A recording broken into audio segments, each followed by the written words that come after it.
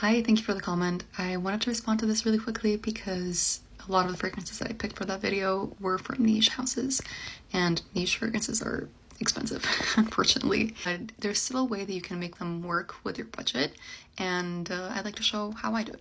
First off, if a fragrance has been out for longer than a year, then I guarantee you that someone out there is willing to sell it to you for much cheaper than retail. You can look at discount websites like FragranceNet, although it is harder to find niche fragrances on there, but I personally just recommend buying secondhand.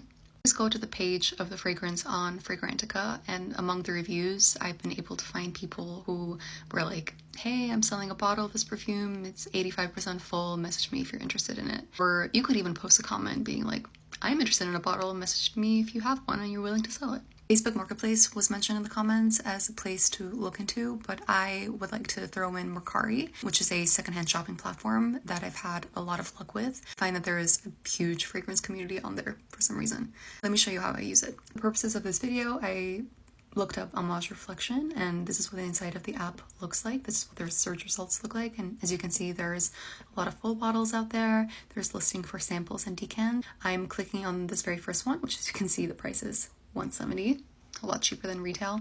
Obviously, whenever you're buying secondhand, you want to make sure that you do your due diligence and you look into the seller. This particular seller has over 200 reviews. Most of them are 5-star, so that's really encouraging.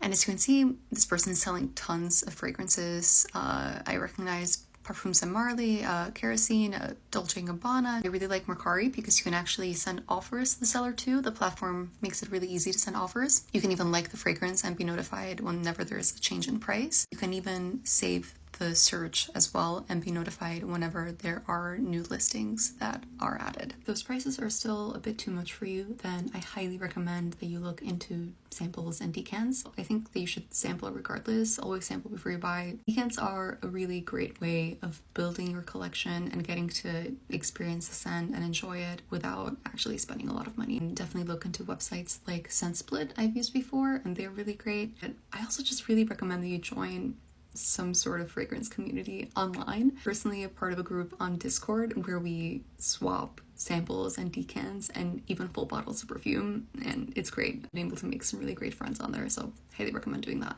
And lastly, I would suggest looking into clones or dupe houses. Used Alt in the past. A recent favorite has been Dapper Fragrances. I know that my brother really likes Dua. They're pretty cool because in addition to making imitations of the fragrances, they also make versions of fragrances with like added notes. Recently gifted me actually this one. This is Choco Poseidon, which is a clone of Creed Aventus with an added chocolate note. It's actually really good, and I'm happy to have this in my collection. He said this was too sweet for him, but I think it's actually really nice. Yeah, I hope that this was helpful in any way. Fragrance is really expensive, but it doesn't have to be an expensive hobby, and I truly think that it can be accessible to just about anyone. Thank you for watching that video. I really thought that no one was gonna watch it.